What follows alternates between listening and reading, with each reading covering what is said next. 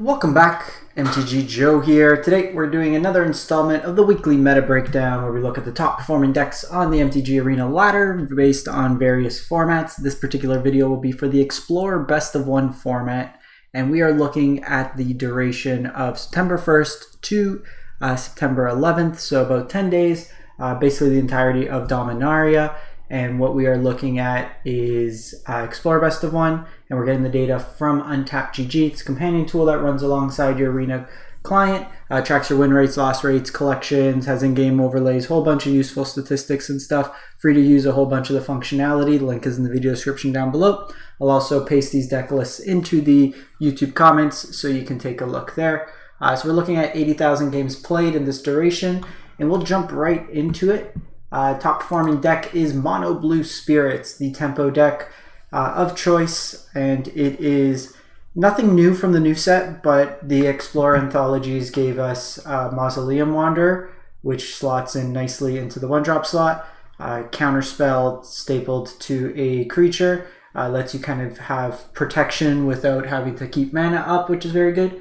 But the core of this deck, what you're really trying to do is throw out a Dork and then throw a Curious Obsession on it, attack, draw cards, and then hold up counter spells or bounce spells or protection spells and kind of ride it to victory, tempoing out your opponent. You have stuff like Rattlechains that lets you protect your stuff at instant speed, but then also let you flash in your other spirits. You could sink a whole bunch of mana into Ascendant Spirit, as well as Shacklegeist lets you tap down your opponent's creatures, so you can kind of tempo them out in that regard. You also have some copies of Faceless Haven in your mana base that allows you to tack in with the creature lands. The next deck is Mono Red Aggro. So we've seen some updates to this. There looks to be like a split between Annex and Rampaging Ferocidon in the 3-drop slot. This is to combat against the life gain decks. We're also seeing a copy of Hazoret in the main board. Just a hasty 5/4 indestructible, provided you don't have cards in hand, which typically once you hit 4 mana with Mono Red is a lot of the time. This deck here as well, it's pulling in some copies of Lightning Strike to deal with the Greasefang decks, as well as play with fire. Mana base wise, you should just be playing a channel land. It's free to play. And I'm not against the castles depending on how you configure the mana base. With the 4-drops, you want to have 24 lands in Mono Red, but otherwise Burning-Tree into like multiple creatures. I've been playing a similar version in Historic. That got me Mythic this month, and I've liked Rada instead of Karizev. Karizev lets you put out an earlier Embercleave, potentially as early as turn 3. But itself, like, you don't want to necessarily Embercleave up the token, and then most of your creatures on turn 1 and 2 are going to be 1 power, so you're not putting out that much additional damage. The ability to get around blockers has been pretty good with Rada's. It's the 3/1 that has domain. Yeah, so that's that for Mono Red. Normally you'll see like some copies of Torbrand, some without. Embercleave helps push through some of the damage. I wouldn't be against seeing just even a couple more copies of Lightning Strike somewhere in the 75 just to deal with like Greasefang and stuff. Kind of the natural predator of Mono Red at times is Celeznia Angels. Gain a whole bunch of life, and this deck is pretty stock. We see at times, instead of Youthful Valkyrie, Prosperous Innkeeper, just as another way to trigger life gain, as well as ramp you up to an earlier collected company.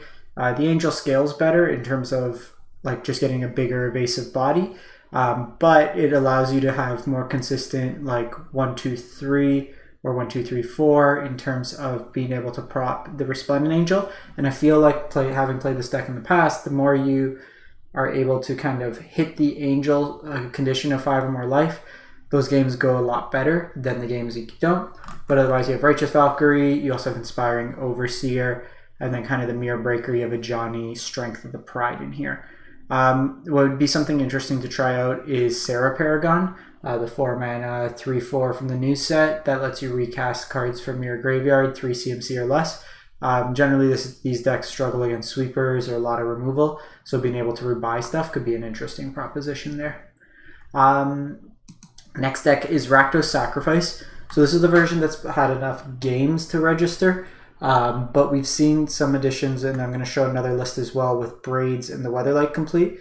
But basically this is a Cat Oven deck using Mayhem Devil, to get your pings, Deadly Disputes. You got Claim the Firstborn to steal all these small creature decks. This version's on Ani called Anvil and Meathook, as well as some copies of Nixless. If we look at this version here, very similar kind of approach. You still have your claims, some Eaten Alives, pushes in there, Unlucky Witness for card advantage, but you're playing Weatherlight Complete. 2 mana, 5/5 flying vehicle that basically requires 4 more counters on it. You get counters on it when your creatures die, and you get some utility that way. You pair that with Braids, that lets you sack your own things and then kind of drain them. A lot of times your opponent's not going to have an artifact, or you can hit your lands and then force them to try to sack their lands or your creatures, so you kind of get some utility in that regard. A lot of the lists I've seen, at least from Pioneer, have started incorporating some number of Braids within the main board of the deck.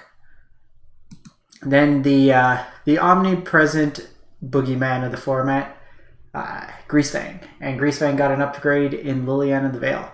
So the biggest thing I found with the Abzan version of Greasefang was the fact, once you cheated out the Parhelion, it was kind of stuck in your hand. There weren't really ways other than Rafine's Informant or a Thoughtseize of yourself to really be able to hit the Liliana the Veil. Otherwise, the deck itself was a lot better at enabling your graveyard, and also had a fairer plan with Eska's Chariot. Some games you're just beating down with tokens and kind of getting them in that regard.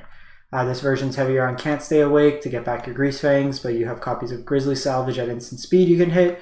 Witherbloom Command also hits a bunch of the hate pieces, so if they're playing mainboard Hearse, if they're playing Weathered Runestone from a Karn fetch, if they have a flipped Kumano that can exile your creatures, you can deal with all that way.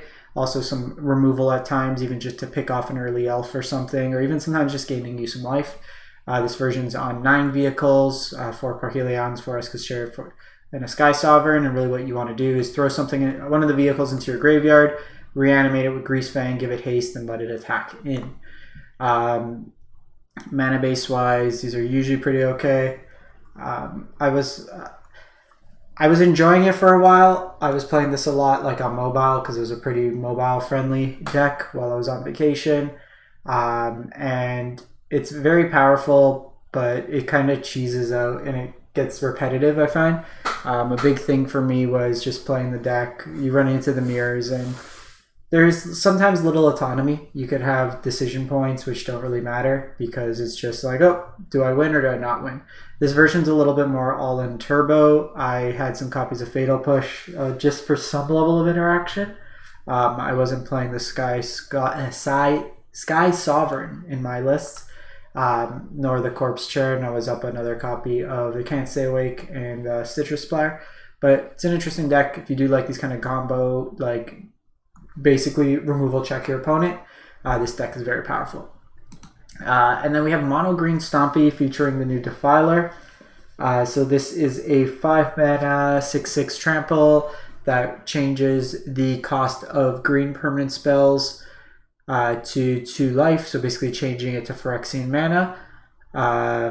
So you get that cost reduction, and then whenever you cast a green permanent spell, you get to put a 1/1 counter on your team.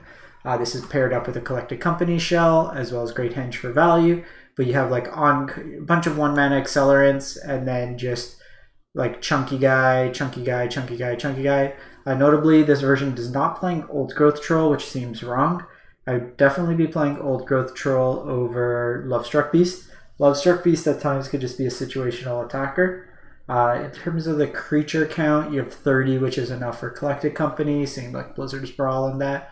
But I would definitely look to fit in the Old Growth Trolls as well.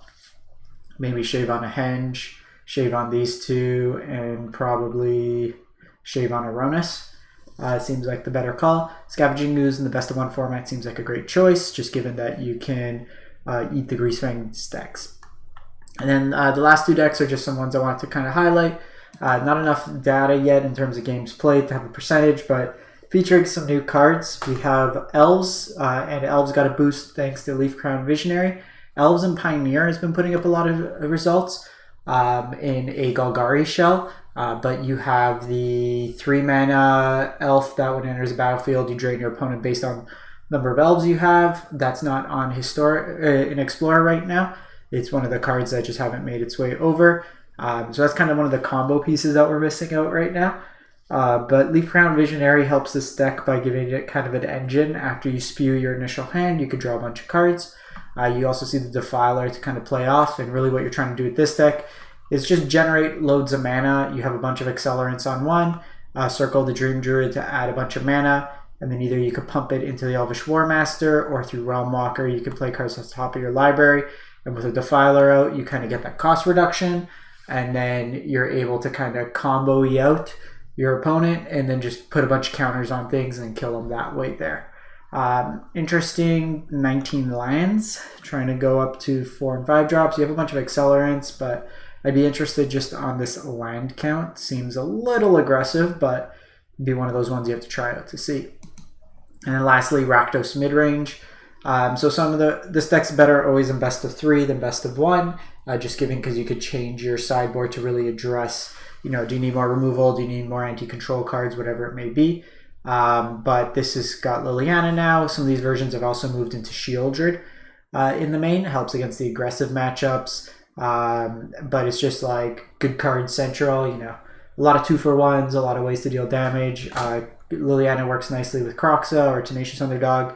Throw it away for value. You also have Cut for Ribbons in this version to play it out. Kalidas is featured in this one to exile graveyards when things die, but a very powerful deck as well. So that's it for Explorer. Let me know what you think, what you've been playing, what you've been enjoying, and we'll catch you next time. Make sure to like, comment, and subscribe.